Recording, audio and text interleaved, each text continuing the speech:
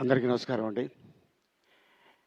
వేదిక మీద ఉన్న పెద్దలకి, అలాగే కళావేదిక భువన గారికి, వారి తండ్రి గారు చేతుల మీదుగా చాలా అవార్డులు తీసుకున్నాను.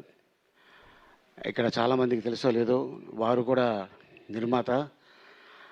మనందరికీ ఇప్పుడు కూడా ఆ పాట వచ్చిన అరే ఎందుకు ఒక 30 years బ్యాకే ఆ సాంగ్ రిలీజ్ అయిపోయింది అని అనుకుంటాం.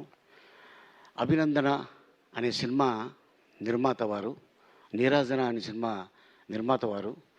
ఇంకా అట్లాంటి పాటలు ఇంకా వీళ్ళ లైబ్రరీలో ఉన్నాయి, ఇంకా రాలా బయటికి అవి. కానీ అద్భుతమైన పాటలు దాన్ని అలా దాచి ఉంచారు. వారు ఉండుంటే డెఫినెట్గా ఆ సాంగ్స్ బయటికి వచ్చేవి. కానీ అది అలాగే ఉండిపోయినాయి. చాలామంది నిర్మాతలకి, మ్యూజిక్ డైరెక్టర్స్కి భువన గారు చెప్పున్నారు ఇంకా పాటలు ఉన్నాయని. కానీ అది ఇంకా టైం రాలేదు. ఆ టైం వచ్చినప్పుడు డెఫినెట్గా ఆ పాటలు బయటకు వస్తాయి. నేను 75లో షోలే అనే సినిమా రిలీజ్ అయితే ఆ డైలాగ్స్ హిందీలో రామారావు గారు చెప్తే ఎలా ఉంటుందని ఆ రోజు స్టేజ్ మీద చేస్తుంటే ముందు విశ్వనాథ్ గారు కూర్చొని ఉన్నారు. వీడెవడో చాలా చలాకీగా ఉన్నాడని నన్ను పిలిచి, ఎరా సినిమాలు వచ్చేస్తావా అన్నాడు నన్ను. ఆయన ఇస్తే ఎందుకు చేయమండి అన్న. ఆ మాట ఆయనకి బాగా నచ్చి ఇమ్మీడియట్గా నాకు హరిషంటు పేరమ్మ అని సినిమాలో ఒక 3 రోజులు వేషం ఇచ్చి, ఆ వేషం ఏంటంటే హరిషంటు కొడుకుని నేను, సాక్షి రంగారావు గారు నన్ను ఎత్తుకుంటారు. విశ్వనాథ్ గారు అంటే మీ అందరికి తెలుసు, వారు ఏదో ఒక వర్క్ చేస్తూ యాక్టింగ్ చేయమంటారు. అరే నిన్ను సాక్షి రంగారావు ఎత్తుకుంటాడు, ఎత్తుకోగానే నువ్వు వెళ్ళాను అన్నారు. అలాగే నేను చేస్తాను అన్నాను. నాకు అది గుర్తులేదు. ఆయన ఎత్తుకోగానే నా చెవులో కాకుండా ఆయన చెవులో ఎలా అన్నాను.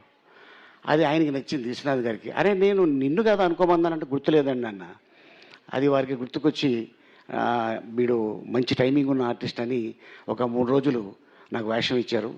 డివిఎస్ రాజు గారు నిర్మాత. 78లో ఆ సినిమా షూటింగ్ జరిగింది. అండ్ ఆ సినిమాకి ఆ 3 రోజులకు కలిపి నాకు 150 రూపాయలు ఇస్తే మా అమ్మకి 100 రూపాయలు ఇచ్చి ఒక 50 రూపాయలు మన భాషలో చెప్పాలంటే నొక్కేసా. ఎందుకు నొక్కాను అంటే రామారావు గారి సినిమాలు 50 సినిమాలు చూడొచ్చు అని. ఎందుకంటే 75 పైసా టికెట్. ఇలాగే థియేటర్లో కూర్చొని సినిమాలు చూశాను స్క్రీన్ మీద.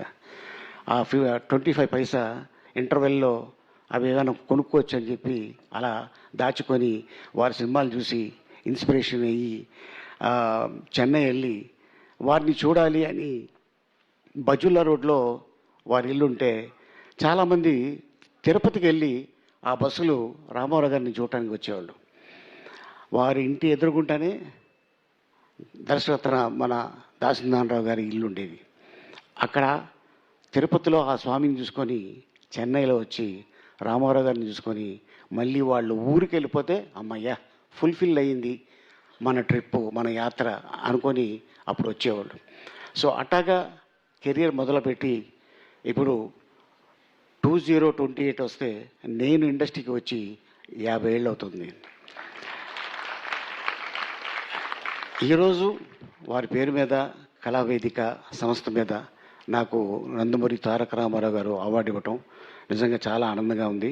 అలాగే నేను శుభ సంకల్పం సినిమా అవార్డు నందమూరి తారక రామారావు గారి చేతుల మీదుగా రవీంద్ర భారతిలో అవార్డు తీసుకున్నాను.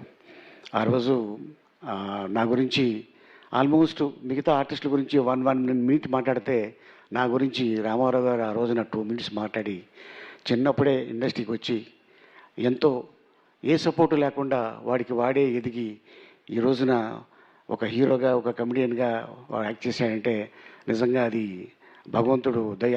కళమ్మ తల్లి ముద్దు బిడ్డ అలీ అని ఆ రోజున చెప్పటం, రామారావు గారు ఆ మాట నేను చూస్తే చాలు అనుకున్న అట్లాంటి వ్యక్తి నా గురించి మాట్లాడటం నిజంగా నేను మర్చిపోలేను. ఈ రోజున వారి పేరు మీదుగా, అది కూడా బక్రీద్ రోజున నందమూరి తారక రామారావు గారు అవార్డు తీసుకోవటం అనేది నిజంగా చాలా ఆనందంగా ఉంది. అది కూడా నా భార్యతో పాటు నేను చెప్పా, ఇలాగా అవార్డు ఉందంటే నేను వస్తానండి అంటే తప్పకుండా రా అని చెప్పి తీసుకురావడం జరిగింది.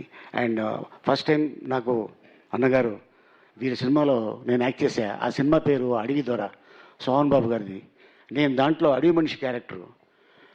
నేను షూటింగ్కి వెళ్ళా, అది తలకోన ఫారెస్ట్లో చేశాం. తాడు పట్టుకొని డైరెక్ట్గా ఏనుగు మీద వచ్చి కూర్చోవాలి. నా డ్రెస్ ఏంటి, లెదర్ డ్రెస్ ఇక్కడ దాకే ఉంది. నాకు తెలియదు, ఆ ఏనుగు కొంచెం సీనియర్ ఏనుగు, దాని ఎంట్రుకలు ముళ్ళులా ఉంటాయి, నాకు తెలియదు అవి. వీరు డ్రెస్ ఇచ్చారు. రాజు ఫైట్ మాస్టర్ అని ఒక ఆయన ఉండేవాడు. ఆ తాడు పట్టుకున్నాను, మాస్టర్ టేక్ అన్నా, వెళ్ళి కూర్చున్నా. ఒక 100 సూదులు దిగింది నాకు, రావట్లా. నేను లెగుద్దాం ట్రై చేస్తున్నాను, రావట్లేదు. ఆ ఎక్స్ప్రెషన్ మారిపోయింది. డైలాగ్ చెప్పాలి, ఎక్కడొస్తుంది తొక్క డైలాగు, అవన్నీ దిగిపోతే రాజు మాస్టర్ కట్ అన్నారు. అలాగే డైలాగ్ ఏంటి, ఏ డైలాగ్ మాస్టర్, మొత్తం దిగిపోయినాయి అన్న. అప్పుడు మళ్ళీ నన్ను మెల్లిగా లేపి అక్కడ వేరే గుడ్డ ఒకటి లావుటి గుడ్డేసి చేశా ఆ సినిమా. ఆయన రామారావు గారితో, నాగేశ్వరరావు గారితో, కృష్ణ గారితో, సోహన్ బాబు గారితో. ఆ తరం అయిపోయిన తర్వాత మళ్ళీ చిరంజీవి గారు, బాలకృష్ణ గారు, నాగార్జున గారు, వెంకటేష్ గారు. ఆ తరం అయిపోయిన తర్వాత మహేష్ బాబు, ఎన్టీఆర్, అల్లు అర్జున్, రామ్ చరణ్, ప్రభాస్. ఈ తరం అయిపోయింది. ఇప్పుడు రాబోయే తరంతో కూడా యాక్ట్ చేస్తానేమో అని నేను అనుకుంటున్నాను. అండ్ అలాగే మీ ఆశీర్వాదం, మీ ప్రేమ, మీ అభిమానం ఎప్పుడు ఇలాగే ఉండాలని కోరుకుంటూ సెలవు తీసుకుంటా. Thank you Kalavedika. ఏంటో అలీ గారు, ఎన్ని తరాలతో యాక్ట్ చేసినా మీ అందం మాత్రం తరగడం లేదు. వాడుతున్నారా సార్? మాకు కూడా ఏదన్నా పంపించండి, మేము కూడా.